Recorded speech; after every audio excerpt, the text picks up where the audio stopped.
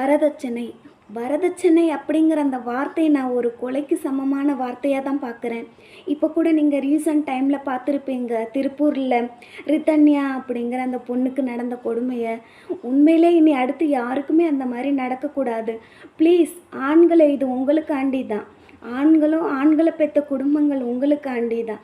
அந்த காலத்துலலாம் பார்த்தீங்கன்னா இந்த மாதிரி கிடையாது.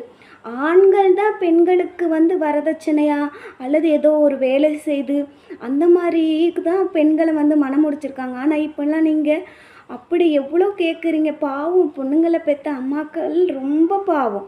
அந்த மாதிரி பண்ணாதீங்க. இனிமேட்டு யாருனாலும் கிறிஸ்தவர்கள் முக்கியமாக நீங்கள் யாரும் வரதட்சணை கேட்கவே கூடாது. பைபிளில் பார்த்தீங்கன்னா யாக்கோபு ராகேலை மனம் முடிக்கிறதுக்கு எத்தனை வருஷம், 7 வருஷம் அவங்க வீட்டில் வேலை பார்த்து ராகேலை மனம் முடிப்பாங்க.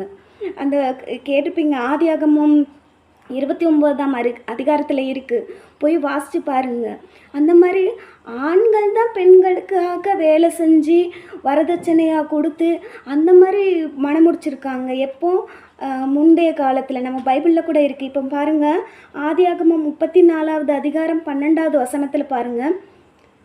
பரிசமும் வெகுமதியும் நீங்கள் எவ்வளவு கேட்டாலும் உங்கள் சொற்படி தருகிறேன், அந்த பெண்ணை மாத்திரம் எனக்கு மனைவியாக கொடுக்க வேண்டும் என்றான். பார்த்தீங்களா?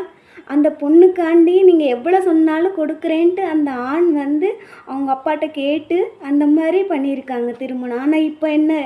இப்போ பெண்களை என்ன தான் நினைக்கிறாங்கன்னு தெரியல. பெண்கள் அப்படின்னாலே அவங்க ஒரு தங்க கட்டியா வைர கட்டியா அப்படி தான் நினைக்கிறாங்க. நம்ம பெண்களை வச்சு தான் நம்ம முன்னேறணும், வாழ்க்கையில் டெவலப் ஆகணுன்னே நினைக்கிறாங்க. அப்படி இல்லை. என்றைக்குமே உங்கள் உழைப்பை நம்புங்க.